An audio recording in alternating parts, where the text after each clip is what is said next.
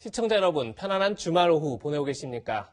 11월 마지막 주 토요 랭킹쇼 지금 출발합니다. 김광삼 변호사, 이현종 문화일보 논설위원, 최영일 시사평론가 나오셨습니다. 어서 오세요. 네, 안녕하세요.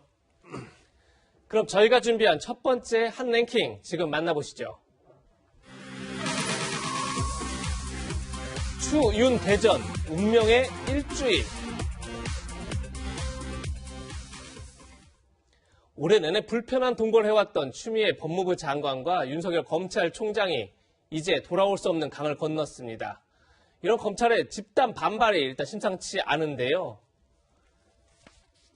대검찰청을 포함해 일선 지검 및 지청이 총 60곳이 있는데 그중 부산 서부지청을 제외하고 59곳이 추미애 장관의 조치에 대한 반대 성명을 냈습니다.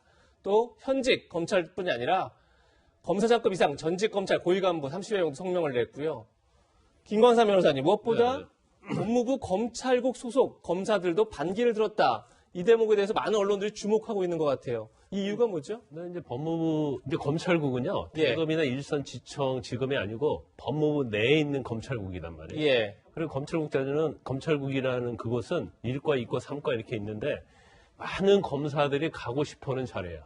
그러니까 뭐 검사 때 굉장히 뭐 평판이 좋다랄지 아니면 뭐 현직 정부와 어떠한 좀 약간의 라인이 닿는다랄지 그때 지금은 모르겠어요. 근데 전에는 그런 검사들이 가는 걸로 알려져 있기 때문에 어떻게 보면 굉장히 자부심이 있죠. 더군다나 검찰국이 검찰의 인사와 관련된 것들을 많이 하기 때문에 어떻게 보면 지금 추미애 장관의 핵심 라인이다 이렇게 볼 수도 있거든요. 그럼에도 불구하고 검찰국 소속된 검사 10명이 사실은 지금 추미애 장관의 그 부분에 대해서 이제 반발하고 재고를 해야 한다. 그런 의견을 검찰국장인데 심재철 국장이거든요. 심재철 검찰국장은 전형적으로 친여 성향의 추미애 장관의 핵심 중에 핵심으로 알려져 있거든요. 그래서 검찰국에 있는 검사들이 이러한 진언을 했다. 반발을 하면서 의사를 전달해달랐다. 추미애 장관에게 제고해달라고 의사를 전달해달라고 했다는 것 자체는 굉장히 이건 중요한 의미가 있다고 보고요. 저는 아마 개인적으로 이제까지 검사들이 연판장을 돌리고 하는데 법무부대에 있는 검사들은 돌려본 적이 없는 것 같아요. 그렇다고 하면 검찰국 내 검사들이 이런 의견을 제시하는 것 자체가 사상 초유의 일이다 이렇게 볼 수 있는 거죠. 네, 뭐 이런 검찰의 집단 반발에 여당은 이렇게 경고했습니다. 김태년 원내대표의 목소리 들어보시겠습니다. 검사들의 집단 행동이 매우 유감스럽습니다. 일선 검사들이 충격이 있겠습니다만은 그것이 검사들의 집단 행동을 정당화할 근거가 될 수가 없습니다. 대관절 행정부 어느 부처 공무원들이 이렇게 집단 행동을 겁없이 감행할 수 있는지 묻습니다. 검찰만은 예외라는 생각에서 비롯된 집단 행동이라면 특권 의식이 아닐 수 없습니다.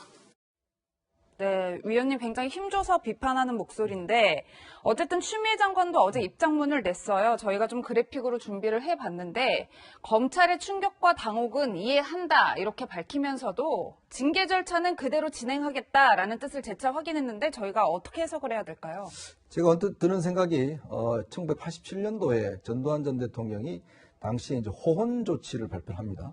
즉 국민들이 이제 내 손으로 대통령을 뽑겠다라고 이제 많은 요구를 했는데 결국은 간선제를 유지하겠다라는 이제 호헌 조치를 발표를 해요. 그 이후에 한 2달 동안 전국에 있는 교수, 학생, 지식인들이 다 성명을 발표를 합니다. 즉 직선제 헌법으로 개정을 해야 된다는 걸 발표를 하죠. 그래서 결국 이제 6월 민주화 항쟁으로 이어졌지 않습니까?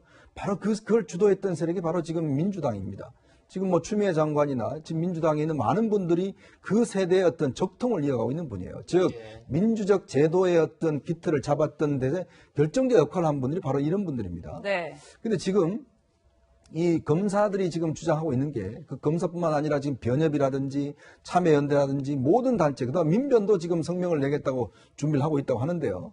이런 현상을 보면 단순히 이게 지금 윤석열 총장을 좋아해서 또 예를 들어 추미애 장관을 미워해서 이런 성명을 내는 건 아닌 것 같아요. 왜냐하면 지금 검찰 조직 위에서부터 밑에까지 모든 지금 구성원들이 이런 입장을 발표하는 게 제가 알기로는 처음 보는 것 같습니다. 그건 왜냐하면 바로 이 추미애 장관의 직무 정지 조치가 결국은 우리나라가 70년 동안 쌓아왔던 민주적 제도와 질서, 이것에 대한 근본적인 흔들다는 것은 이제 다 공감하고 있는 거거든요. 아니, 그 수많은 법조인들이 왜 이런 성명을 내겠습니까? 그건 뭐냐면 추미애 장관의 행동이 이거 자체가 우리의 어떤 법치의 근간을 흔들고 있다라는 그 공통점이에요. 그러니까 윤석열 총장에 대해서는 다들 호불호가 있습니다. 검찰 내에서도요, 윤 총장에 대해서 싫어하는 분들이 많아요. 네. 그렇지만 이번 사안만큼은 이거는 윤 총장을 떠나서 이거는 기본적인 민주 질서의 어떤 이 해치는 행위다. 바로 그 점에서 지금 다들 성명을 발표하고 있는 것이거든요. 저는 그 점을 강조하고 싶습니다. 지금 김태년 원내대표가 겁이 없다라고 이야기를 하는데, 과거 정말 어떤 면에서 보면 우리의 선배들이 이런 민주적인 제도를 유지하기 위해서 얼마나 많은 희생을 했는지, 그것 때문에 우리가 얼마나 많은 고통을 겪었는지, 그 부분을 생각한다고 한다면 지금 검사들과 그다음에 법조인들의 이런 행동을 단순히 집단 이기주의로 몰아서는 전 안 된다고 봅니다. 네. 예. 아마 다음 주가 추 장관과 윤 총장에겐 운명의 일주일이 될 것 같은데요. 저희가 준비한 화면 보면서 이야기 계속 나누겠습니다. 일단 월요일 30일이죠. 서울 행정법원에서 윤 총장이 직무정지, 집행정지 신청을 한 것을 신문하는 그런 날입니다. 그리고 1일 날 법무부의 감찰위원회가 긴급 임시회가 열리고요. 그리고 네. 바로 2일 날 법무부의 징계위원회가 열립니다. 변호사님, 네. 일단 하나 짚어볼 텐데 30일 집행정지 신청 이제 신문이 있는데 네. 과연 집행정지 신청이 2일 법무부 징계위원회에 앞서서 나올 것이냐, 이게 가장 큰 관심사인 거죠. 네. 왜 그런지 좀 설명을 좀 해주시죠. 저는 앞서서 나올 거라고 봐요. 아, 그리고 예. 만약에 앞서서 안 나오면 재판부가 직무를 유기한 거라고 봅니다. 왜냐하면 검찰총장의 직위를 배제하는 사상 초유의 사태가 일어났잖아요. 그러면 사실 이걸 해결할 수 있는 것은 법원밖에 없단 말이에요. 예. 법원이 사실은 해임의 자체, 직무 배제 자체에 대해서 적법성 여부를 반드시 판단을 해줘야 돼요. 그런데 만약에 직무에서 복귀할 수 있는지 여부에서 판단하지 않고 징계까지 가버리면, 예. 징계위원회 가서 징계의 결정이 나오면 법원에서 사실은 그 어떤 직무 배제라는 가처분 신청 자체는 보전의 필요성이라고 해서 굉장히 신속히 내려줘야 하거든요. 예. 아마 재판부는 제가 볼 때는 적어도 징계위원회가 열리는 2일 전에 결과가 나올 것이다. 그런데 만약에 이제 이 직무배제 정지 신청과 관련해서 결과가 어떠냐에 따라서 이건 굉장히 변곡점이 될 수 있어요. 예. 네. 만약에 배제 신청과 관련돼서 윤석열 총장이 손을 들어준다고 한다면, 그러면 사실은 추미애 장관에게는 엄청나게 타격이 될 수 있는 거고요. 예. 그다음에 그 다음 날에 바로 법무부 감찰위원회 긴급 임시 회의가 열리거든요. 네. 근데 이 긴급 이 위원회 자체가 추미애 장관이 소집한 게 아니에요. 예. 추미애 장관은 감찰위원회를 패싱을 했단 말이에요. 그래서 받지 않겠다 했는데 감찰위원회에서는 왜 감찰위원회 열지 않느냐, 열어서 반드시 이렇게 중요한 사건을 판단해야 한다고 했기 때문에 더군다나 이 직무배제 신청과 관련된 것은 감찰위원회에 직접적인 영향을 미칠 수 있다고 보고요. 네. 예. 만에 하나 감찰위원회에서 이건 문제가 있다, 감찰의 방법이랄지 아니면 감찰의 어떤 결정 과정 그리고 회부하는 거에 문제가 있다고 지적을 해버리면 사실 12월 2일 날 열리는 징계위원회, 여기에는 굉장히 영향을 엄청나게 미칠 수 있죠. 그래서 이 상당히 12월 30일, 1일, 12월 1일, 2일이 아주 숨가쁘게 돌아갈 가능성이 큽니다. 네, 평론가님, 변호사님께서 잘 정리를 해주셨지만 이 감찰이 패싱 논란이 있었던 게 추미애 장관이 왜 원래는 이 고위 검사를 징계할 때는 감찰위의 자문을 받아야 한다라는 규정에서 자문을 받을 수 있다라고 변경을 했잖아요. 임의 조항을 바꿨던 사실이 이번 기회에 알려졌어요. 사실은 이제 그래서 법적 절차를 위배한 거 아니냐. 감찰위가 열리고 징계위가 열리는 게 이 절차적 규정인데 이걸 왜 패싱하느냐, 감찰위를. 이런 논란이 있었는데 그렇죠. 알고 보니까 패싱을 해도 이게 위법한 건 아니었어요. 왜냐하면 임의 조항이 바뀌었기 때문에 자, 감찰위의 자문을 받아야 한다. 이건 필수적인 규정이고 받을 수 있다. 이건 가급적 받으면 좋은데 안 받아도 무방하다. 이렇게 바뀌어 있었던 거예요. 자, 그래서 이제 감찰이 없이 그러면 징계위가 먼저 열리느냐, 이 논란이 컸고, 감찰위원들이 임시감찰이라도 열어야 한다라고 이제 장관에게 이야기를 했던 거죠. 그런데 사실은 정당성 측면에서 감찰위를 여는 것이 온당하다라는 주장들이 강했기 때문에 좀 부랴부랴 1일 날 임시감찰위가 잡혔던 겁니다. 네. 근데 이게 변수로 작용할 것 같아요. 이 김광산 변호사님이 정리를 해주셨고, 그런데 이제 저희 개인적인 소견으로는 감찰위가 만약에 반발 목소리가 크다면 징계위를 연기할 것인가? 아닐 거라고 봅니다. 네. 12월 2일 징계위원회는 이거는 그냥 감행할 거고요. 그 결과 저는 해임 내지 해임에 가까운 중징계가 내려질 것으로 또 뭐 많은 사람들이 전망을 하고 있는데, 예. 왜냐하면 감찰위의 내용이 이게 임시감찰이기도 하지만 자문이라고 규정돼 있거든요. 네. 그러니까 우리가 흔히 권고냐 아니면 반드시 감찰위에서 뭐 결의한 내용을 지켜야 하는 것이냐라고 봤을 때 권고 수준의 자문이 나올 수 있어요. 징계위가 바람직하지 않다. 그럼에도 불구하고 법무부는 징계위를 2일 날 감행할 것이고, 그렇지 않으면 물러났다라는 인상을 주는 것에 상당히 좀 주저할 것으로 관측을 해봅니다. 네. 예. 변호사님, 지금 평론가님 얘기는 감찰위에서 설령 징계 심사 자체가 부적절하다라고 권고를 하더라도 결국 2일 날 징계를 열 것이다. 지금 이렇게 전망하셨는데, 결국 연다면 해임으로 갈 것이다. 이런 전망이 많단 말이에요. 그리고 특히나 징계위원회 구성권을 사실상 추미애 장관이 갖고 있다 이렇게 볼 수 있기 때문에, 어떻게 변호사님도 같은 전망을 하십니까? 일단 중요한 것은 이제 법무부 징계위원회 구성을 봐야겠죠. 예. 그러면 구성을 보면 일단 법무부 장관이 위원장이단 말이야. 그리고 차관이 부위원장 역할을 하고, 그다음에 검사 2명을 지명하고 외부 인사 3명을 유촉을 한단 말이에요. 그런데 추천이나 유촉, 지명의 권한이 추미애 장관에게 있단 말이에요. 그러면 추미애 장관의 입장에서는 본인이 직무 배제까지 했다고 한다면, 예. 직무 배제의 어떤 것은 해임의 전제라고 볼 수가 있거든요. 예. 추미애 장관은 해임을 목적으로 직무를 배제했다고 볼 수밖에 없기 때문에 지금 대부분의 어떤 법조인이랄지 언론은 해임으로 갈 것이다, 그런 얘기를 지금 많이 하고 있고. 예, 지금 화면 보면 네. 징계위원회 구성이 나오는데 추미애 장관이 있고 또 차관이 있고요. 그러니까 차관도 뭐 장관이 뭐 장관 밑에 바로 차관이 있는 거. 그리고 검사 2명을 장관이 지명하고, 지금 변호사, 법학 교수, 학식 경륜을 갖춘 사람 이렇게 돼 있는데 3명은 장관이 위촉하는 거죠. 지명이라보다는 위촉하는 거고, 어쨌든 법무부 장관이 지명 내지 위촉하는 게 전부 다 징계위원회이기 때문에 지금 말씀하신 것처럼 직무 배제를 했다 그러면 결국 해임가 갈 것이다 이렇게 보시는 거죠. 그렇죠. 대부분 이제 직무 배제 자체는 이제 해임을 전제로 하는 경우가 많아요. 예, 예. 그래서 물론 이럴 수는 있어요. 굉장히 논란이 심하고, 그다음에 법무부 감찰위원회에서도 징계에 대해서 반대하는 의견이 나오고, 법원에서도 직무 배제 처분 신청과 관련해서 윤석열 총장이 손을 들어주면 절충형으로서 뭐 정지, 뭐 이런 결정을 할 수도 있지만, 지금 상황을 보면 해임할 가능성이 많다는 거죠. 그러면 사실 윤석열 총장은 그 해임 처분에 대해서 또 그거 효력을 정지하는 신청을 또 하면서 또 본안소송을 제기해야 하거든요. 예. 결과적으로 보면 어떤 결과가 나오든지 윤석열 총장과 법무부 간에 소송으로 내년 임기 7월까지 계속 갈 수밖에 없는 상황이다, 이렇게 볼 수 있습니다. 예. 네, 위원님, 아무래도 이 징계 얘기가 나온 이번 사안의 가장 큰 핵심은 대검에서 작성한 이 판사 관련 문건일 텐데, 일단 뭐 불법성이 없다, 불법 사찰이다 이렇게 의견이 맞서고 있는데, 이 문건을 어떻게 해석하는지가 가장 중요할 것 같아요. 일단 이제 추미애 장관이 지난 24일 날 윤석열 총장에 대한 직무정지를 발표하면서 징계위원회 내면서 6가지를 들었습니다. 그 6가지 중에서 사실 그동안 알려졌던 것이 뭐 5가지 대부분이고요. 바로 이 부분, 즉 대검에서 수사정보과에서 판사들에 대한 어떤 이 불법 사찰을 했다라고 규정을 했거든요. 당시에 추미애 장관은 분명히 불법 사찰이라고 이야기를 했습니다. 네. 그러다 보니까 윤 총장 측 변호인이 이 관련된 문건을 이제 공개를 했어요. 과연 이게 불법 사찰인 것이냐라고 이제 공개를 했습니다.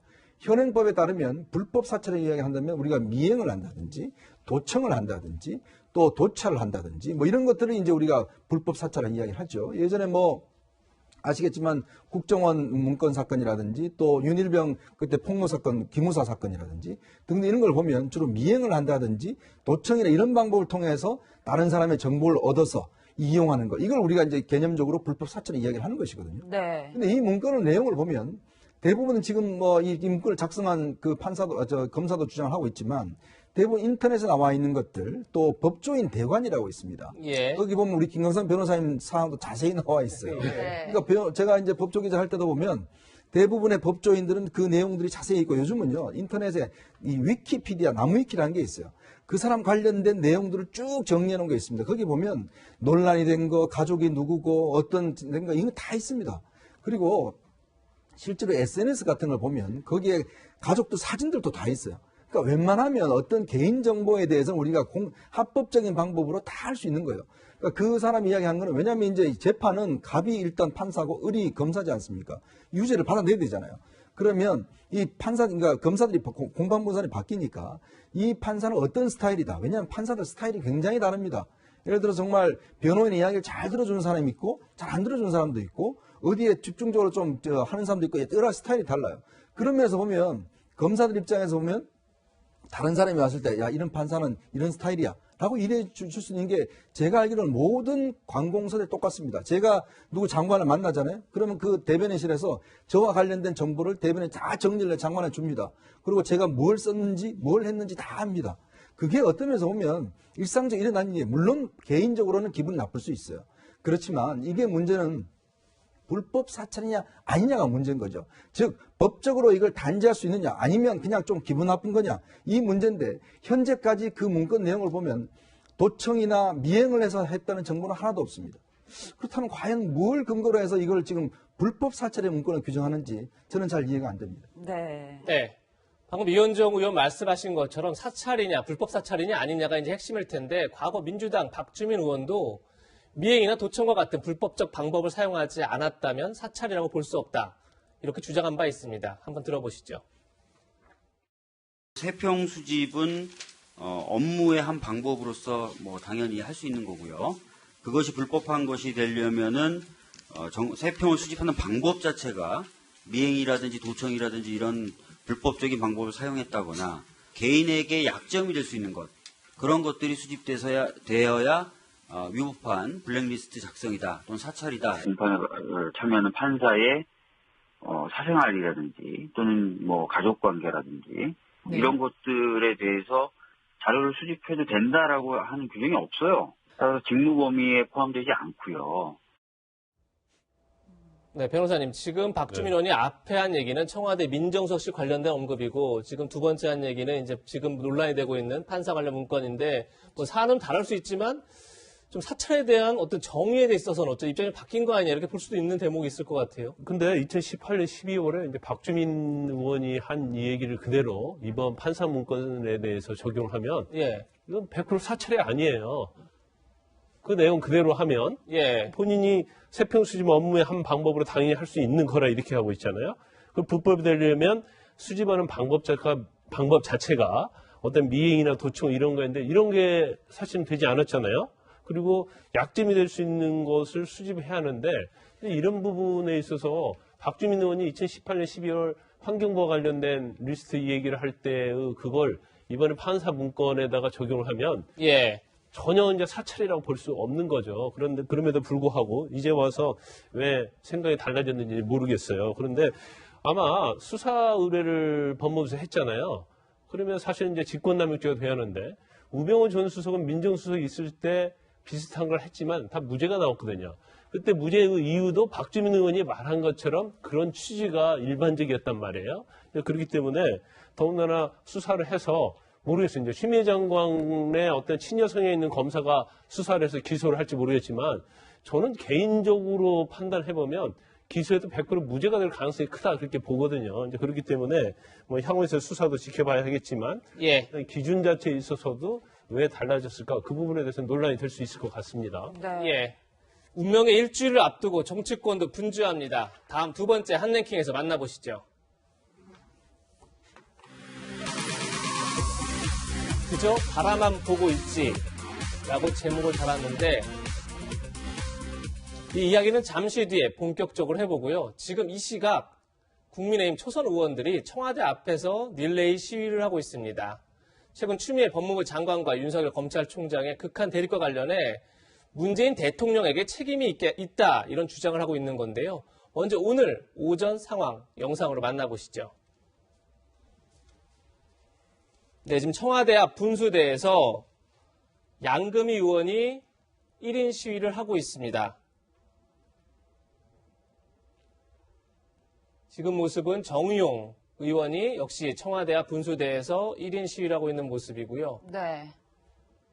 그리고 지금 유상범 의원이 무엇을 숨기려고 이렇게까지라는 판넬을 들고 지금 1인 시위 중인 모습을 보이고 있습니다. 나경원 전 의원이 초선 의원들을 격려하기 위해 현장을 방문한 모습도 화면에 잡혔습니다.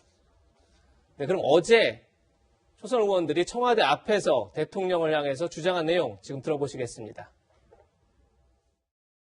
문 대통령 취임 1296일째 벌어진 경자국치의 날, 대한민국 역사의 시계를 반민주의 암흑으로 되돌린 이 날을 계기로 우리는 저항의 입법 투쟁에 들어갈 것임을 선포합니다. 청와대로 검찰 수사가 향하자 이에 검찰총장을 직무정지시키고 총리까지 보내 피자나 다름없는 부처를 대리격려하고 있습니다. 이 모두가 자신의 불법 행위에 대한 수사를 어떻게든 막아보려는 문 대통령의 의지 혹은 그 뜻을 읽은 자들을 묵인해준 결과로 저희는 알고 있습니다. 네, 이현주 의원님. 네. 지금 이제 초선 의원들이 국회에서 선언문을 읽고 있는 모습을 보셨는데 네. 지금 초선 의원들 어쨌든 대통령 책임론을 부각하는 데 좀 집중하고 있는 것 같아요. 그렇습니다. 일단 뭐 지금 날씨가 추운데 릴레이식으로 해서 이제 어제 대통령한테 질의서도 전달했고 예. 그에 대한 이제 답변을 지금 요구를 하고 있는 것인데요. 민주당의 윤건영 의원 같은 경우는 대통령을 진흙탕에 자꾸 끌어들이지 마라 이렇게 또 이야기를 하고 있어요. 예. 이분은 뭐 대통령의 복심이라고 이야기를 하죠. 근데요, 그 대통령이 2017년도 5월달에 취임하실 때 그 취임사를 보면 예. 문제가 있으면 내가 직접 국민들 앞에 설명할 것이다. 그리고 광화문에서 토론회를 열 것이다. 굉장히 소통에 적극적으로 하겠다라는 입장을 수차례 이야기를 한 적이 있습니다. 즉 뭐냐면 전 정권이 워낙 불통 정권이라는 비판을 들으니까 본인은 모든 사안에 대해서 광화문 대통령이 되겠다는 이야기를 하고 있어요. 그러면 여의도는 진흙탕이고 청와대는 마른 땅입니까? 그럼 대통령은 마른 땅에 그냥 계셔야 되는 건가요? 그러니까 대통령, 우리나라의 대통령은요, 다른 나라와는 달리 어떤 면에서 보면 모든 부분에서 적극적인 중재자 역할을 해야 됩니다. 그게 뭐냐면 대통령한테 많은 권한이 집중되어 있지 않겠습니까? 바로 그게 대통령제이고. 자, 그런 상황에서 대통령이 지난 1월부터 지금까지 거의 1년 가까이 지금 끌어왔던 추미애 장관과 윤석열 총장 갈등에 대해서 한마디 이야기를 한 적이 없습니다. 그러면 이게 점점 더 확대되고 있지 않습니까? 대한민국에 사실은 이 문제밖에 없겠습니까? 지금 뭐 엄청나게 중요한 문제들이 뭐 너무나 많지 않습니까? 예. 근데 오직 이 문제가 지금 어떤 면에서 보면 지금까지 그렇게 극한적으로 상황이 치열하게 전개돼 왔는데 그렇다면 두 사람을 임명한 게 누굽니까? 바로 문재인 대통령입니다. 그렇다면 이 사람들이 갈등에 대해서 갈라치기를 해줘야 됩니다. 자, 누가 옳고 누가 그런 것인지 아니면 어떻게 하라든지 해줘야 되는데 대통령이 지금 아무 말도 없어요. 근데 대통령이 그냥 계속 그렇게 남으실 것인가? 이런 부분에서 지금 야당 의원들이 대통령의 답변을 요구를 하고 있는 것이거든요. 물론 뭐 대통령의 이 문제뿐만 아니라 다른 문제에서도 최근에는 일체 언급을 하고 있지 않습니다만은 저는 그런 면에서 본다면 갈등이 이렇게 골마 터질 때까지 그렇다면 청와대와 대통령은 왜 중재를 하지 않았느냐? 뭘 했느냐의 부분에 대한 질문을 갈 수밖에 없어요. 물론 대통령은 미래를 볼 수 있습니다. 예. 뭐 50년 뒤에 탄소 중립화 볼 수 있어요. 그렇지만 지금 우리 국민들이 느끼는 문제는 당장 현안에 대해서 좀 대통령이 문제를 좀 해결하는 모습을 보여달라. 이게 지난 정권 때 그렇게 탄핵까지 하면서 국민들이 요구했던 사안 아닙니까? 그것도 대통령이 약속을 했지 않습니까? 그렇다면 그 부분에 대한 행동을 해야 되는데 절차에 따르겠다. 그러면 해임 건의안이 오면 사인하겠다. 당신들이 해임 건의안 했으니까 나는 사인만 한다. 이렇게 끝나실 것인지 아니면 이런 부분에 대한 본인의 이야기를 할 것인지 답변을 기다려 보겠습니다. 예. 네, 평호가님 뭐 앞서 말씀 주시긴 했지만 또 저희가 본 영상에서처럼 국회 소통관에서 이제 초선 의원들의 기자회견 이후에 네. 질의서를 들고 청와대를 갔단 말이에요. 맞습니다. 근데 이 질의서를 건네는 과정에서 일종의 실랑이가 있었다 이런 얘기가 있어요. 이게 시간이 꽤 걸렸어요. 예를 들면 이제 지금 야당 국회의원들이 윤석열 총장 관련 최근에 사태에 대한 대통령에게 묻습니다 하는 질의서를 이제 김은혜 지금 대변인 모습도 나오고 있는데요. 전달하러 간 게 오전 10시가 조금 넘은 시간이에요. 예. 그래서 이제 그러면 누가 나와야 되냐면 정무수석이 나오는 게 정상이죠. 그렇죠. 최재성 정무수석이 나와야 그렇죠. 되는데 네. 최재성 정무수석 측은 자, 이 오전 시간에 이 대통령과 함께하는 전략회의가 예정돼 있었다고 야당에 통보했다라는 입장이에요. 네. 오전에 찾아와도 저를 만날 수 없습니다. 그래도 행정관에게 전달하고 가시죠. 그런데 여기서부터 이제 실랑이가 시작되는 거예요. 지금 이 야당 의원들은 행정관에게 전달할 수 없다. 정무수석을 만나야 되겠다. 최소한 뭐 비서실장이나 대통령까지는 아니라 하더라도. 그런데 이제 정무수석은 지금 연락이 없습니다. 그리고 오후 1시가 지나서야 회의가 끝났다는 게 청와대의 설명이에요. 그래서 최재성 정무석이 나왔는데 그럼 만났느냐 오후에 못 만났습니다. 네. 왜냐하면 지금 야당 의원들이 모여 있는데 지금 자신은 대통령을 수행하는 입장이기 때문에 코로나19 방역 수칙상 다수가 모여 있는 사람들과 접촉할 수 없다. 이렇게 이야기가 된 거예요. 네. 이 실랑이가 하루 종일 갔고 결국 어떻게 됐냐면 저녁 6시 반경에야 이 청와대 민정수석실 소속의 행정관이 편지를 접수하는 것으로 끝났습니다. 네. 결국 못 만났습니다. 제가 보기엔 이 제목이 예. 그래서 붙여진 거 아닌가 하는 생각이 드네요. 네. 네, 이런 상황에서 오늘 중앙일보에선 이런 만평을 실었습니다. 저희가 이번 한랭킹 제목을 달았던 이유인데요. 한번 보시죠. 지금 추미애 장관과 윤석열 총장이 굉장히 사납게 대립을 하고 있는데 그런 가운데 대통령이 옆에 서 있고 밑에는 이런 지금 저희가 듣고 있는 노래의 가사가 보입니다. 그저 바라만 보고 있지. 변호사님, 이 만평 어떻게 좀 지금 현 상황과 현상을 적절히 표현한 건가요? 어떤가요? 그렇게 이렇게 현실과 동떨어진 만평 아니다고 봐요. 그런데 예. 청와대는 이제 문재인 대통령 입장에서 보면 굉장히 기분 나쁜 만평이라고 볼 수 있겠죠. 그런데 저희가 사실은 이제 추미애 장관과 윤석열 총장의 어떤 대립이 되면서 저도 이제 방송에 나와서 수없이 얘기했어요. 대통령이 결단을 내려야지 국민의 피로감을 없앨 수 있다. 그래서 결단의 방법이 여러 가지가 있을 수 있지만 추미애 장관하고 윤석열 총장을 둘 다 해임하는 방법. 또 하나는 윤석열 총장이 정말 정치적 중립성을 어기고 검찰 개혁에 저항한다고 하면 윤석열 총장을 당연히 해임을 하는 게 맞고요. 그리고 그렇지만 이제 추미애 장관이 너무 절차적인 어떤 를 지키지 않고 너무나 많은 정부에 부담이 된다고 한다면 또 추미애 장관을 해임하는 방법. 이 세 가지 어떤 선택지가 있을 수 있다는 얘기를 수없이 했지만 결과적으로 추미애 장관과 윤석열 총장이 결국 두 기관차가 완전히 충돌하는 이제 그런 상황까지 왔거든요. 그렇기 때문에 사실은 지금 이제 청와대 입장은 절차대로 진행하겠다 이런 얘기를 하고 있어요. 그러면 지금 절차대로 진행한다는 것은 이제 법적인 절차로 가버린 거거든요. 예. 그러면 아무리 징계를 하고 해임을 하고 해임 권을 한다 하더라도 법에 의해서 이제 진행이 될 수밖에 없기 때문에 이제는 문재인 대통령이 사실은 결단 내리기가 쉽지 않게 됐습니다. 그러면 절차대로 진행하겠다는 얘기는 해임을 하면 해임을 집행을 하겠다는 취지도 될 수 있고요.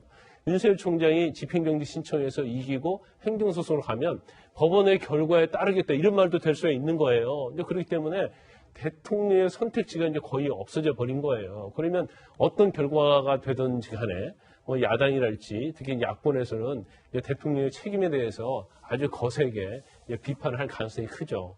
네. 이 의원님, 이런 가운데 이제 어제 서울대 재학생과 졸업생 전용 포털 게시판에 올라온 글이 이제 굉장히 화제가 되고 있는데 저희가 좀 소개를 해드릴게요. 제목은 박근혜 대통령님 미안합니다라고 시작을 해요. 그리고 그 내용을 좀 지켜보면 두 집 살림한다고 최동욱 전 검찰총장 잘랐을 때 욕했었는데 이번에 사찰했다고 윤석열 검찰총장 찍어내는 거 보니 그건 욕할 것도 아니었다는 걸 알았습니다. 미안합니다.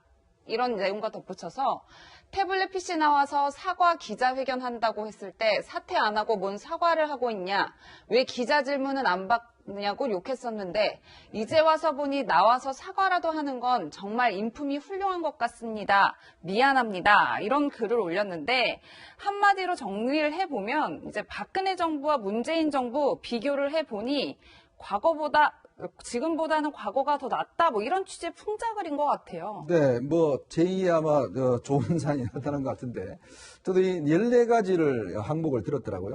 그 중에 제일 눈길이 가는 게 뭐냐면, 예전에 최경환 부총리는 그래도 집을 사라고 그랬다. 근데 김현미 지금 장관은 집을 사지 말라고 이야기를 하는데, 결론적으로 보면 그때 집을 샀어야 됐는데, 지금은 집을 사지 말라고 그러면서 집값은 엄청나게 올라버렸잖아요. 예. 이제 그 이야기가 있던데, 결국 뭐냐면 이 정권이 항상 하는 이야기가 뭐냐면 그래도 우리가 전 정권보다 낫다라는 거거든요. 비교 우위에 있다는 거거든요. 그러니까 과거의 어떤 모든 문제를 바로 전 정권 때문에 그랬다, 금리 때문에 그랬다, 이렇게 이야기를 하는데, 지금 이제 이 내용들을 보면 그래도 전 정권은 그래도 사과라도 하고 뭐라도 하고 했는데 지금 오히려 더한 것 같다라는 이제 비교인데, 정말 오죽했으면 이런 이야기가 나올 수 있을까라는 그런 문제제기를 하고 싶습니다. 왜냐하면 본인들은 어떤 면에서 보면 탄핵으로 사실은 촛불로 들어선 정권 아니겠습니까? 그러면 본인들은 촛불 혁명이라고까지 이야기를 했습니다. 그럼 변한 게 있어야 되는데 지금 보면 지난 4.15 총선 이후에 보면 굉장히 오만스러운 이야기들을 많이 하고 있어요. 그러니까 우리가 다수 의석이니까 그냥 밀어붙이겠다 이런 식의 이야기를 하고 있는데 지금 이 이야기를 들으면서 많은 분들이 또 공감의 어떤 표시하는 분이 있는데 어떤 면에서 보면 저는 이런 여론의 흐름을 정말 이 정권이 뼈아프게 받아야 된다고 생각이 듭니다. 어떻게 했으면 전 정권보다도 못하다는 이야기까지 나오도록 이렇게 하는 것인지 왜 국민이 답답해하는 것인지 부동산 문제 그다음에 윤 총장 문제라 등등이라든지 많은 지금 문제들이 있어요. 그렇다면 거기에 대해서 답을 줘야 되는데 부동산 정책 24번이나 정책을 발표하고도 여전히 집값은 올라가고 있습니다. 여전히 지금 전세값은 올라가고 있어요. 그럼에도 불구하고 지금 매일 집을 못 구해서 많은 분들이 어려움을 겪고 있습니다. 그렇다면 이제 대통령이 정말 광화문 광장에 나오셔서 국민들과 대토론회도 한번 하셔서 이 문제에 대한 해답을 줘야 되는 게 아니냐. 그러면 취임사에 나왔던 것들을 왜 그러면 지금은 없어졌는지 저는 그래서 정말 초심으로 돌아갈 필요가 있다는 생각을 정말 절박하게 이야기를 해봅니다. 네.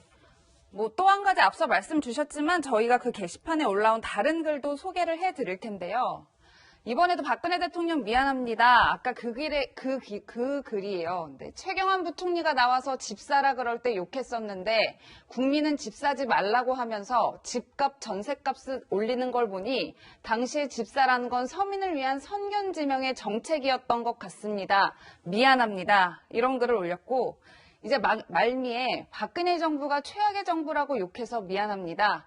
그때는 이렇게까지 한 번도 경험해보지 못한 세상이 올 줄은 몰랐습니다. 미안합니다. 이런 풍자글을 올려서 굉장히 화제가 되고 있는데 평론가님 이런 가운데 어제 한국갤럽 여론조사 결과가 나왔어요. 네네. 그런데 문 대통령 국정 지지율이 긍정 40%, 부정 48%로 네. 취임 후 거의 최저치에 근접했다. 이런 분석이에요. 네, 맞습니다. 지금 말씀하신 대로 지금 이제 부정은 올랐고 긍정은 내려갔는데 그 격차는 이제 8%포인트로 벌어졌습니다. 이게 뭘 의미하는 거냐 하면은 이 문재인 정부 들어와서 이렇게 여권에서는 이렇게 주장은 해요. 이 역대 대통령과 지금 집권 4년 차를 비교했을 때는 그래도 높다. 그건 맞아요. 그런데 그렇죠. 문제는 이번 정부 상황에서 본다면 최저치가 40%가 무너졌던 때가 있어요. 39%를 기록했었는데 지금 40%에서 더 떨어지게 된다면 이제 40%대가 무너질 수 있습니다. 이걸 우리가 흔히 콘크리트 지지율 이렇게 불렀지만 이젠 콘크리트가 언제까지 버틸 수 있을 것인가? 이것을 이제 정부, 집권 여당도 고민을 해야 되는 시점에 왔다. 특히 내년 4월 재보선이 있고요. 그렇죠. 지금 연말 연초고요. 다음 주 이제 수능이 있는 가운데 코로나19도 최악의 상황입니다. 지금 방역 당국도 지금까지의 K방역은 잘 먹히지 않을 것이다. 우려하고 있는 상황이에요. 그런데 국민들은 지금 이게 추운 갈등을 가지고 또 이 하지 않아도 될 고민을 끌어안아야 돼요. 그런데 이 겨울에 부동산 문제는 또 아주 시름을 깊게 하고 있습니다. 그래서 등등 이 40%대가 허물어질 위기에 닥쳐온 것 아니냐. 그래서 앞으로 집권 여당의 이제 어떤 자세, 태도, 정책 전환 이런 것들을 우리가 조금 지켜봐야 될 텐데 아까 이 추운 갈등도 말씀드렸지만 다음 주가 사실은 빅이벤트예요. 그런데 정부나 혹은 여당, 추미애 장관은 물러설 기미는 보이지 않아요. 그랬을 때 앞으로 제가 보기에는 이 지지율 추이는 다음 주말에 한 번 더 우리가 조금 우려하면서 지켜봐야 될 상황이 도래하지 않겠는가 예측을 해봅니다. 네. 예. 현 상황에 대한 풍자글 그리고 문 대통령 지지율까지 살펴봤는데 여당도 이번 추 장관과 윤 총장 대립 국면에서 스텝이 꼬였다. 이런 지적이 나옵니다. 최근 상황을 영상으로 모았습니다.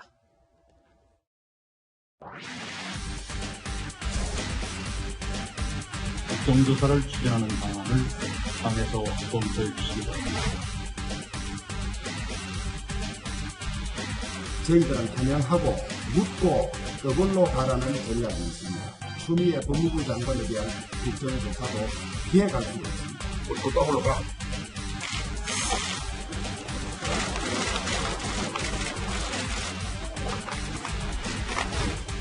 법무부 감찰과 검찰 수사를 지켜보고 그 결과를 토대로 국회는 국회의 책임을 다해야 합니다.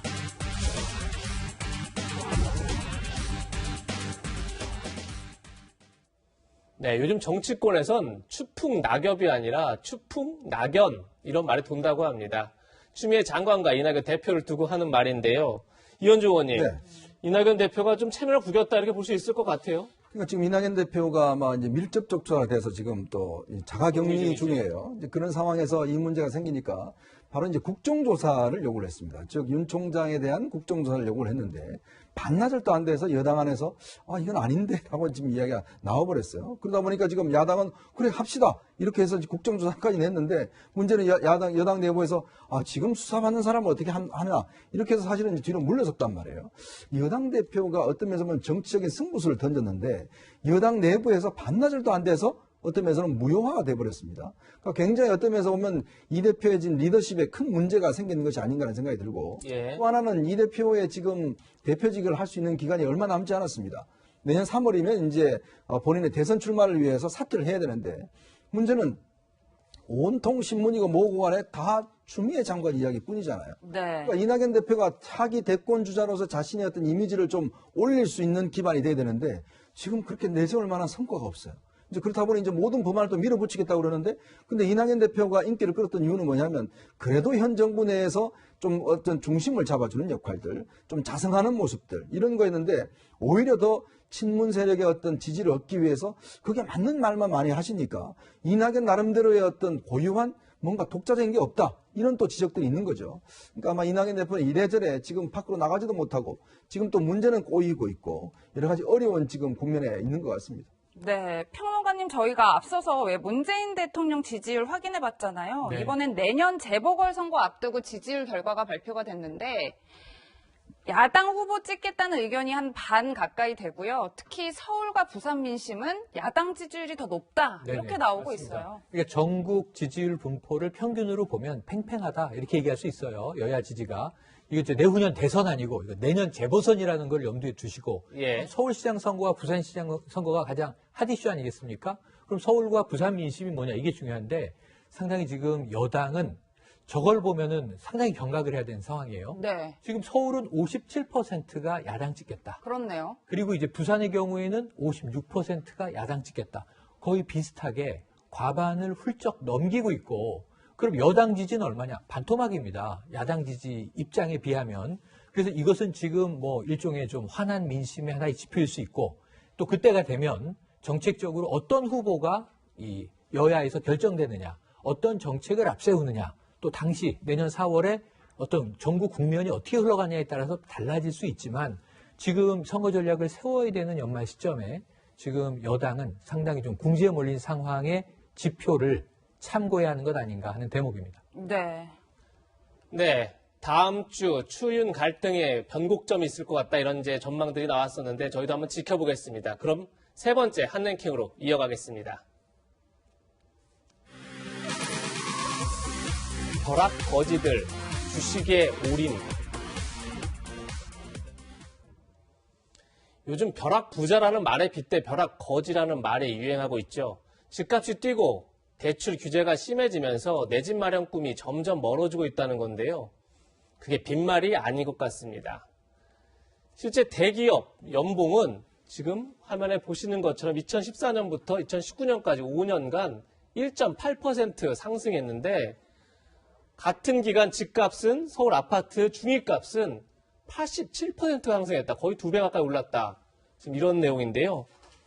변호사님, 저 그래프를 보니까 진짜 벼락 거지란 말이 실감 나는 것 같아요. 아무리 지금 대기업 연봉은 우리가 일반 청년들 특히 뭐 30, 40대는 굉장히 부러워하는 직장 아닙니까? 그러면 적어도 지금 보니까 평균 연봉이 2014년에서 2019년으로 넘어가면서 1.79%밖에 상승 안 했어요. 그리고 금액을 보니까 평균 연봉이 6,400만 원 됩니다. 예. 6,400만 원이면 상당히 높은 연봉을 받는다고 생각하고 있는데 이 연봉 자체가 사실은 부동산 값을 전혀 따라가지 못하는 거예요. 네. 연봉이 뭐 1.7% 오를 때 부동산이 뭐 80몇 % 오른단 말이에요. 그러면 결국 집을 마련할 수 있는 꿈은 영원히 사라지는 거단 말이에요. 그런데 그런 얘기를 좀 많이 하더라고요. 저희도 이제 주위에 보면 청년 변호사도 있고요. 연차가 있는 변호사들 있어요. 예. 그 안에서 보면 집을 전에 샀던 변호사하고 사지 않았던 변호사가 굉장히 유화감이 좀 굉장히 있고요. 대기업에서도 그런다고 그래요. 이제 최근에 일어난 풍조가 뭐냐면 직급이 높은 부장 위에 뭐 또 더 직급이 있을 거 아닙니까? 그러면 집을 사지 못했던 사람하고 이제 신입 주임 또는 대리도 영혼까지 끌어모아서 대출까지 끌어서 집 사는 사람하고는 이거 굉장히 부장이나 고위직 임원이 대리나 신입사원을 부러워한다는 거예요. 예. 왜냐하면 아무리 자기가 부장이고 고위직 임원이다 하더라도 자기가 가진 연봉 가지고는 집 사기가 굉장히 어려운 상황이 됐거든요. 그래서 사실 집 자체의 어떤 이런 폭등 현상이 굉장히 어떤 사회적 현상으로 굉장히 유화감을 조성하고 굉장히 또 어려워지는 이런 상황으로 좀 내몰고 있지 않나 싶습니다. 네, 평론가님 실제로 말씀 주셨지만 최근 코스피 지수가 연일 최고치를 찍고 있고 실제로 제 주변에 있는 청년들도 영끌 대출해서 집 못 사니까 주식을 하자 이런 이야기들 참 많이 하고 있어요. 주변 젊은이가 뭐예요? 저희 딸이 지금 이 동학개미입니다. 동학개미. 지금 이제 대학원 졸업하고 취직이 안 돼요. 코로나19 와중에 취업이 안 되고 있는데 해외여행 간다고 저축해서 모았던 돈 한 200~300 가지고 지금 여행 못 가잖아요. 코로나 때문에. 그 주식시장에 들어가서 동학개미가 돼 있더라고요. 그래서 일희일비 지금 하고 있는데 저는 어떻게 잘 됐으면 좋겠다. 이제 이런 분위기인데 동학개미가 엄청 많습니다. 그래서 지금 코스피 지수가 이게 2602를 찍으면서 사상 최고 종가 기록했다. 그 다음날 2610, 그 다음날 2620. 지금 경신이 엄청 되는데 오늘 아침 주말이지만 이건 또 이 미국의 뉴욕 지수, 다우 지수가 3만을 돌파했어요. 근데 특징이 있는 게 모두 다 개인 투자자들이 주도하고 있다. 네. Z세대, 2030 세대가 지금 모두 다 주식시장에. 그러니까 우리나라에서는 지금 다른 유동자금을 가지고 재테크할 수 있는 방법은 다 막혔다. 결국은 위험은 굉장히 높지만 그래도 주식시장에서 승부를 보겠다는데 이게 좀 건강하고 건전한 투자로 이어진다면 주식시장에 힘이 되겠지만 저는 또 이게 피해는 많이 보고 우리 개미들은 항상 출혈해 왔잖아요. 지금 시중에 이 증권사 8군데 중에 10군데 중에 8군데가 3분기에 다 굉장히 이제 엄청난 수익들을 내서 이제 웃음을 머금고 있다라는 보도들이 나오는데 이게 우리 동학개미의 힘입니다. 이 힘이 조금 아픔보다는 기쁨으로 연결되기를 기대해 봅니다. 네. 이런 가운데 그러니까 자리 대신 집을 선택한 전직 청와대 참모들 소식도 전해지고 있습니다. 서울 강남에 집 2채를 보유했던 김조원 전 민정수석이 사표 낸 뒤에 지금 집값이 어떻게 변하나 봤더니 지금 강남구 도곡동과 송파구 잠실동에 아파트 2채가 있죠. 그런데 지난 3월과 비교해서 6억 원이 올랐다고 합니다. 이현중 의원님. 그럼 김조원 전 수석이 집 대신 집을 선택한 게 잘한 거다 이렇게 봐야겠나요? 100번 잘한 거죠. 큰일 날 뻔했습니다. 만약에 집을 그냥 유지하고 있었으면 이 손해가 났을 텐데 참 이게 정말 우픈 현실이에요. 저도 요즘 사실은 젊은 층들하고 이 대화를 이렇게 나누다 보면 이 말은 서로 눈은 보고 있는데 이 휴대전화를 통해서 계속 주식 가격을 보고 있더라고요. 그게 아주 일반적이에요. 그냥 일반 대화를 하면서도 그냥 밑에는 계속 주식 가격을 이제 보고 있는 정말 어쩌면 주식에 거의 뭐 노예가 되다시피 한 상황인데 왜 그러겠습니까? 그러니까 이 고위층들마저도 저런 현상을 보이고 있잖아요. 그러니까 아니 정부 핵심 정책 결정자들까지도 저런 행동 자체가 어떤 면에서 타당한 행동으로 지금 인식되고 있다. 이게 이제 문제인 거예요. 뭐냐면 저런 현상이 뭐냐면 이제 국민들은 정부가 뭘 발표해도 믿지 않는다. 거꾸로 가야 된다라는 것에 대한 하나의 신호거든요. 왜냐하면 그동안 보여준 게 김종원 수석 같은 경우도 끝까지 집을 지금 이 노영민 비서장이 한 채를 팔면 현직을 유지하겠다고 했는데 결국 안 팔았지 않습니까? 그러다 보니까 나간 다음에 보니까 집값이 이렇게 올랐고 지금 최근에 경질된 청와대 비서관들 보면 집 안 파는 사람들은 정말 이 여러 가지로 좋은 이야기를 하고 있어요. 근데 집을 팔았던 사람들은 땅을 치고 있습니다. 왜냐하면 사실은 청와대 들어가서 비서관 행정관 해봤자 월급이 그렇게 많지가 않거든요. 근데 결국은 본인이 이걸로 해서 실제로 얻을 수 있는 수익 자체가 너무나 적어져 버리니까 이게 여기만 부담이 있는 게 아니라는 것이죠. 그래서 큰 심각한 문제입니다. 네, 변호사님, 그런데 저희가 이 집값 문제를 좀 사소히 넘겨야 되지 말아야 될 점이, 물론 100% 집값 때문에 부부 갈등이 있었던 건 아니겠지만 남편이 아내를 살해하고 또 본인은 투신하는 굉장히 비극적인 사건이 있었더라고요. 근데 언론에 나온 이제 그대로 사실을 정리하면요. 30대 부부입니다. 그런데 4년 전에 이제 목동으로 이사 왔어요. 이사 온 이유가 이제 학군 찾아서, 좋은 학군 찾아서 이사를 왔는데 한 채를 전세를 연장을 할 수 있었기 때문에 사실 전세금 폭등에는 대비를 할 수 있습니다. 전세금이 4억이었는데 7억으로 올랐다고 그래요. 그런데 이제 문제는 뭐냐면 이제 계속 목동에 살고 싶은데 2년 후에는 목동에서 나가야 한단 말이에요. 그런데 자신들이 목동에 올 때는 그때는 시가가 한 10억 원 정도 되면 자신들이 원하는 평수 한 30평대 되는데 살 수 있었다는 거예요. 그런데 지금은 살려고 보니까 20억, 그러니까 한 100% 가까이 오른 겁니다. 예. 그러면 우리가 2년 후에 목동에서 이사를 가야 하는데 그러면 아파트를 사야지 하느냐, 이걸 가지고 계속 둘이 다툼이 있었다고 그래요. 그래서 결국 남편이 아내를 살해하고 본인은 이제 아파트에서 뛰어내리는 이런 아주 불행한 참극이 있었습니다. 네. 안타까운 소식까지 들었는데요. 김광산 변호사는 여기서 인사드리겠습니다. 네, 그럼 저희가 준비한 네 번째 핫랭킹 지금 만나보시죠. 김정은의 코로나 히스테리.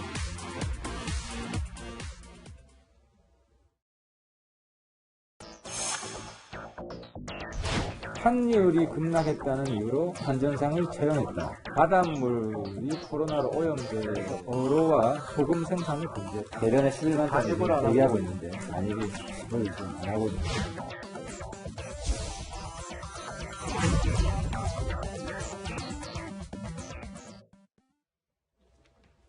네, 김정은의 통치행위에 이상 징후가 발견되고 있다. 어제 국가정보원이 국회에서 밝힌 내용인데요. 일단 그 내용부터 듣고 대담 이어가겠습니다. 핵심 간부가 방역 규정을 이행하지 않아서 강도 높게 처벌하고 심지어 처형한 사례도 있다. 처형한 사례는 지난 8월 신어주세관에서 물자 반입 금지되어 있는데 물자 반입을 해서 처형이 됐다고 하고요. 김정은이 약간 과잉 분노 표출이 있고 상식적이지 않은 조치를 지금 내놓고 있다. 예를 들어서 환율이 급락했다는 이유로 평양의 거물 환전상을 채용했다. 뭐 채용한다고 해도 환율이 안정되는 게 아닌데. 네, 신범철 한국국가전략연구원 외교안보센터장 나오셨습니다. 어서 오세요. 안녕하세요. 김정은 위원장이 과잉 분노를 표출해서 상식적이지 않은 조치를 내리고 있다. 어떻게 보고 계십니까, 지금? 예, 우리 국정원의 평가기 때문에 상당히 의미가 있다고 봅니다. 예. 사실 지난 8월 20일에도 김정은 위원장이 통치 스트레스를 받고 있다. 그래서 김여정 2인자설을 제기했는데 그랬죠. 이번에도 역시 지금 몇 달이 지났는데도 그런 상태가 이어지는 것은 지금 김정은 위원장이 정상적인 합리적인 의사결정을 내리지 못하고 있다. 우리 정부에서 그런 분석을 하고 있다는 점에서 의미가 있다고 봅니다. 네, 뿐만 아니라 이제 어제 국정원은 김정은 위원장이 코로나19에 대한 공포 때문에 황당한 지시를 내리고 있다고도 했습니다. 그 내용도 들어보시겠습니다. 바닷물이 코로나로 오염되는 것에 대한 우려 때문에 북한 바다에서 어로와 소금 생산을 금지했다. 이건 약간 좀 심하잖아요. 고기 못 잡게 하고 영전 못 하겠다는 거예요. 그 바닷물 코로나 오염된 우려가 있어서. 코로나 때문에 외부 물자를 안 받는 편집점이 얼마나 심하냐면 중국이 주기로 한 쌀 중에 11만 톤이 대련항에 있는데 코로나 때문에 안 받고 있답니다. 중국 대련에 11만 톤이 지금 대기하고 있는데 북한으로 반입을 지금 안 하고 있는 상황. 네, 센터장님 종합을 해보면 이제 바다에 코로나가 오염됐을지 모르니 어업과 소금 생산을 중단하라 이렇게 지시를 한 건데 조금 비상식적인 것 같아요. 예, 지나친 측면이 있는 것 같아요.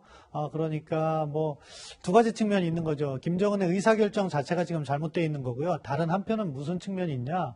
그것을 제어해주는 북한 관료들의 역할이 없는 거죠. 최고 지도자가 잘못된 비상식적인 의사결정을 내린다고 하더라도 북한 당국에서는 그것을 시정하지 못하는 거예요. 코로나와 바닷물, 염전, 어업이 무슨 상관이 있겠습니까?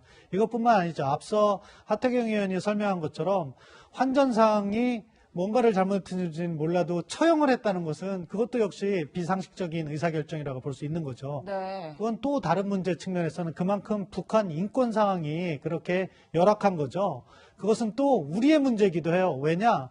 지난 9월 22일 날 우리 민간인 처형도 결국에는 인권 경시 풍조가 우리에게 미친 악영향이라고도 볼 수 있거든요.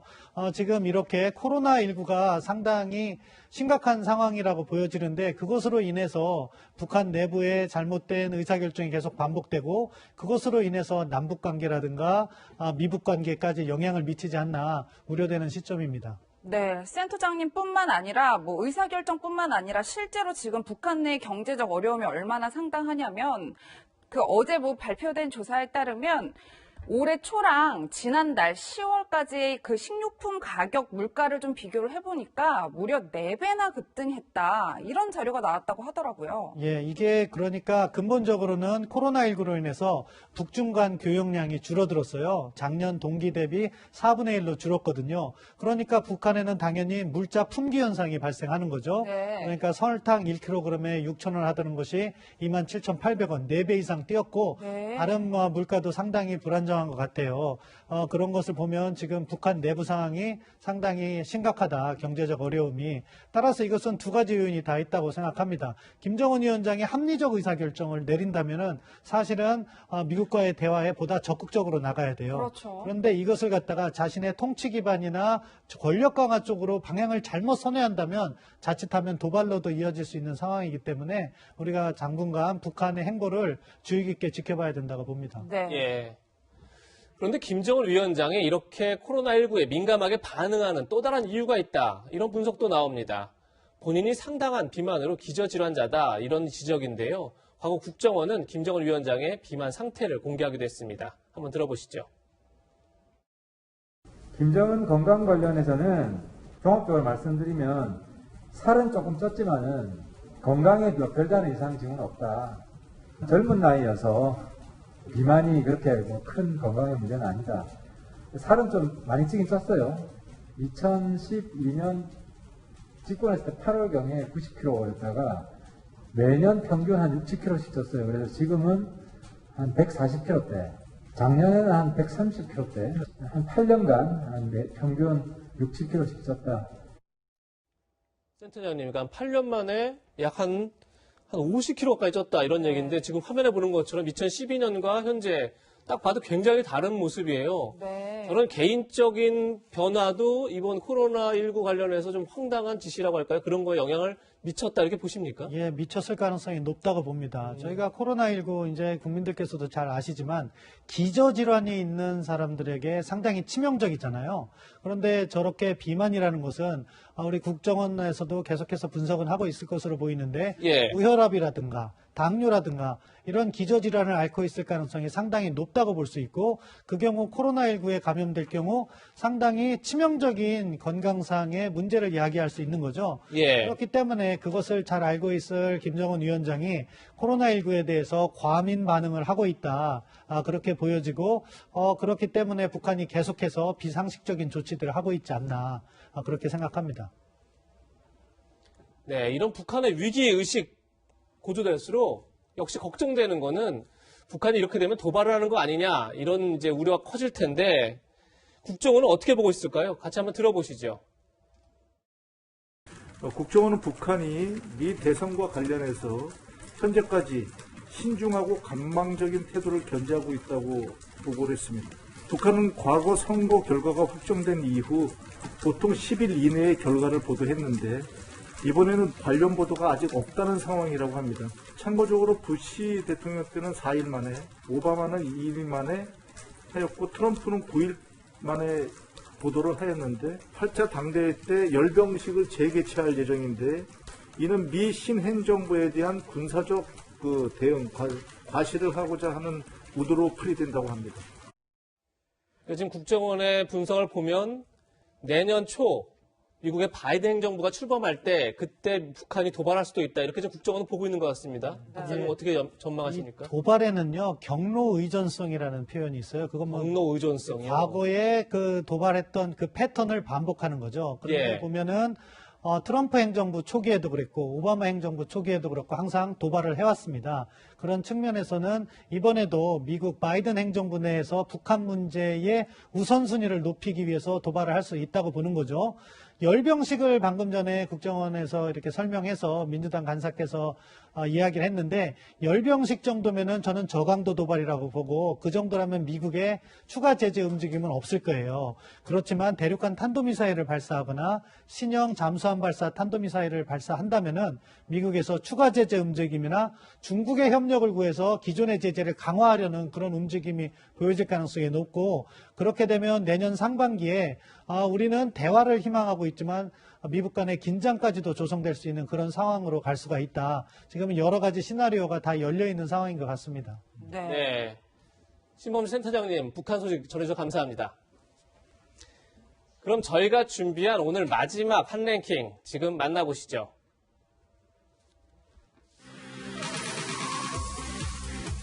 코로나 백신 투어까지 등장.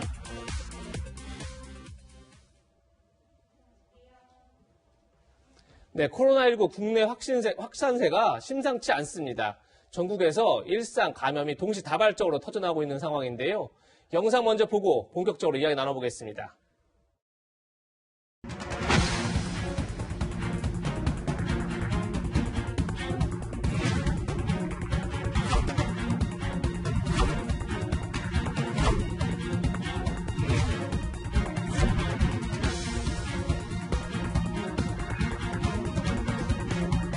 하루 1,000명까지 확진자가 늘어날 거라는 전문가들의 우려가 현실이 될 수도 있습니다. 네, 신상엽 한국의학연구소 학술위원장 나오셨습니다. 어서 오세요. 네, 안녕하세요.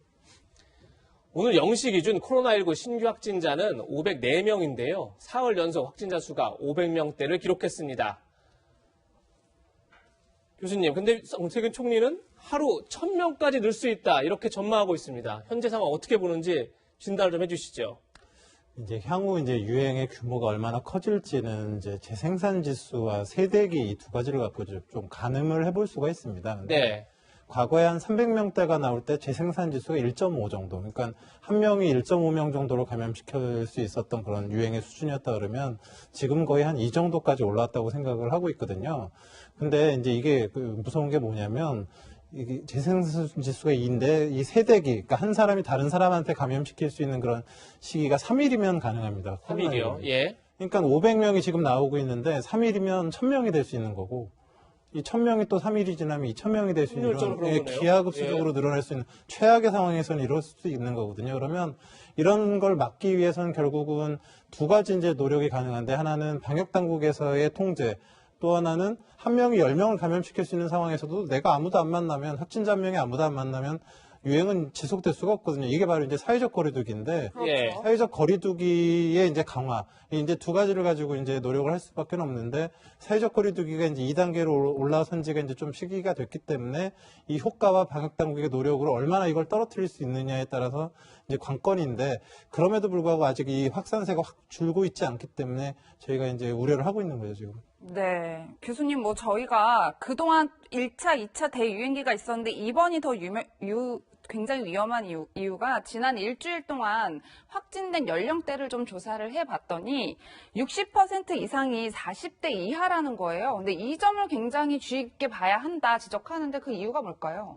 이제 과거 유행과 지금 유행의 이제 차이가 한 두 가지 정도가 있습니다. 하나는 이제 과거의 1, 2차 유행은 그 고위험 시설이나 집단이 특정이 됐기 때문에 방역 당국에서 선제적으로 그런 집단에 대해서 대응도 하고 격리를 할 수 있는 그런 부분들이 있었던 게 하나가 있고요.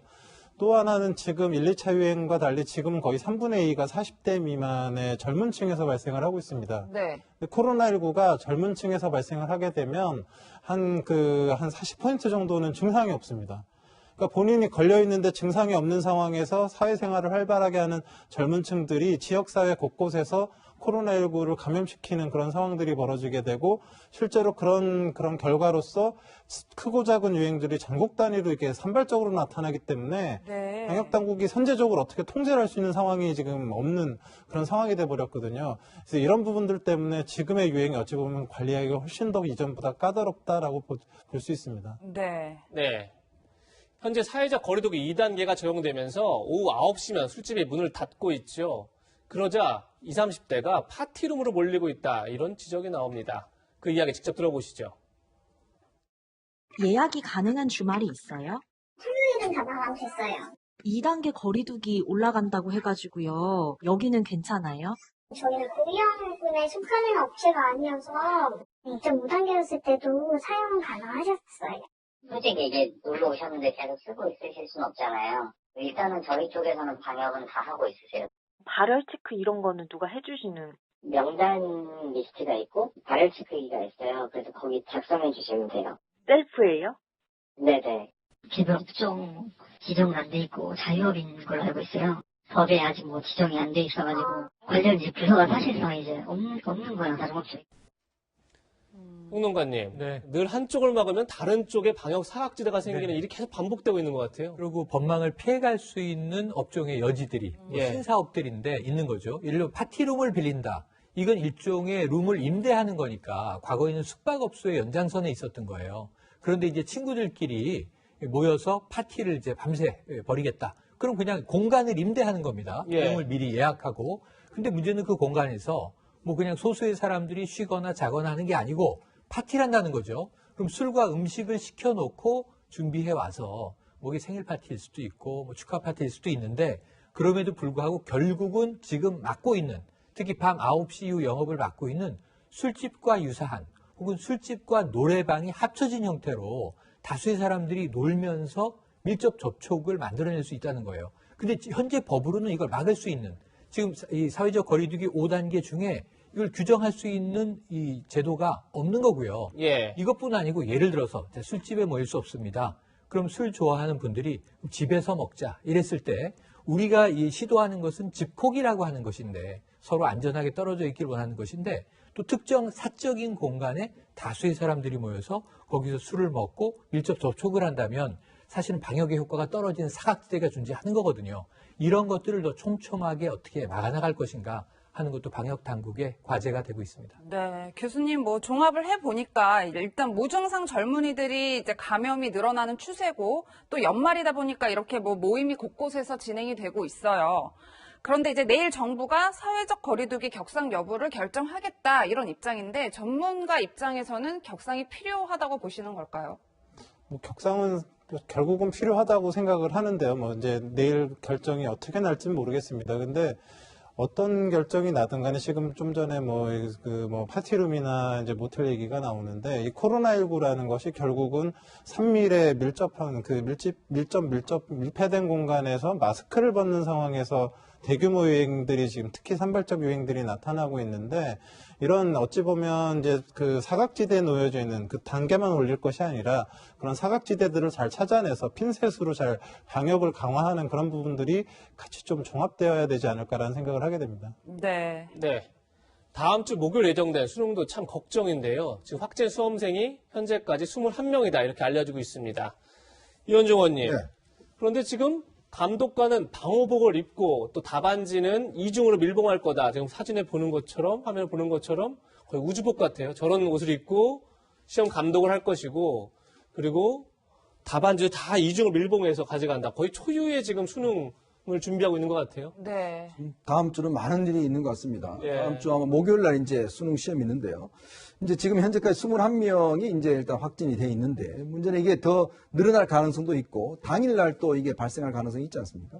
이제 그러다 보니까 각 이제 수험소에서 이 확진자를 위한 이제 시험을 따로 치르는데 여기에 들어가는 감독관 같은 경우는 레벨 D급의 지금 방호복을 지금 입고 있는 거예요. 근데 문제는 이게 이제 입고 벗는데 굉장히 어렵습니다. 사실 뭐 한 10여 분 정도 걸린다고 하고 그래서 특별 교육을 지금 일단 따로 받고 있어요. 예. 그리고 저것 자체가 하면 보통 이제 간호사분들이나 의사분들이 저 가지고 1시간만 있으면 땀이 그냥 안에 굉장히 한다는 거거든요. 네. 그러니까 이게 통행이 안 되니까. 그래서 지금까지는 이 수능이 전체 5시간, 5교시까지 이루어집니다. 그래서 3교시까지 하고, 그 다음에 이제 교대하는 것으로 하고, 일단 수당도 지금 하루에 한 20만 원 정도 해서 더 많이 이제 하고, 문제는 또 이게 답안지예요.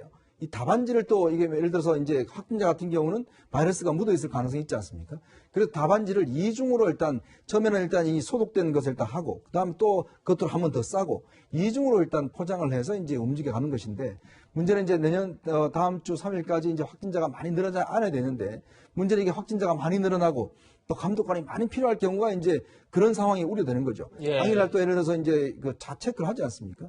그러니까 지난번에 임용고 씨 같은 경우는 확진자들 같은 경우는 시험을 못 봤습니다. 그렇죠. 이번 같은 경우는 못 볼 수가 없어요. 이제 그러다 보니까 이런 고강도의 지금 방역 대책을 취하고 있습니다. 네, 교수님 좀 무사히 수능 시험이 치러졌으면 좋겠는데 이제 희망적인 소식도 좀 짚어봐야 될 것 같아요. 미국 트럼프 대통령이 이르면 다음 주부터 백신 공급이 가능하다 이런 이야기를 했는데 실제로 가능할까요? 이제 뭐 백신 공급이 가능하려고 그러면 이제 미국 같은 경우는 이제 파이저나 모더나 백신들이 이제 가장 앞서가고 있고 이제 이런 긴급 사용 승인을 이제 받으려고 하는 건데요. 이제 그 긴급 사용 승인이 이제 FDA에서 난 이후에 이제 가능하기 때문에 그 절차가 좀 시간이 걸릴 것 같고요. 뭐 다음 주가 될진 모르겠지만 그래도 이제 미국이 가장 먼저 백신 공급이 될 가능성은 높다고 생각합니다. 네. 그럼 우리나라는 어떤가 궁금한데 교수님. 우리나라는 지금 아스트라제네카 백신에 많은 기대를 걸고 있지 않습니까? 그 양을 이제 국내에 생산하기도 하고 그 약을. 그런데 지금 문제가 효능의 신뢰성이 떨어진다 이런 지적이 나와요. 그러다 보니까 과연 우리가 좀 기대한 대로 우리도 빨리 백신 구입 가능할까 이런 우려가 큰데 전문가로서 어떻게 지금 보고 계십니까? 뭐 효능의 신뢰성이 떨어졌다기보다는 삼상시험 과정에서 일부 절차상에 좀 오류가 있었죠. 그래서 원래는 원래 이제 예측 원하는 용량을 이제 2번을 접종을 해야 되는데 반 용량, 원하는 용량 이렇게 접종된 것이 도리어 효과가 좋게 나오는 이런 그 상황들이 나타났기 때문에 지금의 상황만 가지고는 이제 그 승인을 받기가 어려운 그 영국 당국에서 승인을 받기 어려워서 관련된 그런 그 임상시험들을 보강을 해서 이제 좀 시간이 걸리는 그런 상황으로 볼 수 있고요. 실제적으로 뭐 효과 자체가 뭐 크게 떨어진다거나 뭐 그렇게 보기는 아직 어려울 것 같고 좀 더 이렇게 연구 결과를 조금 더 지켜봐야 되는 상황으로 보입니다.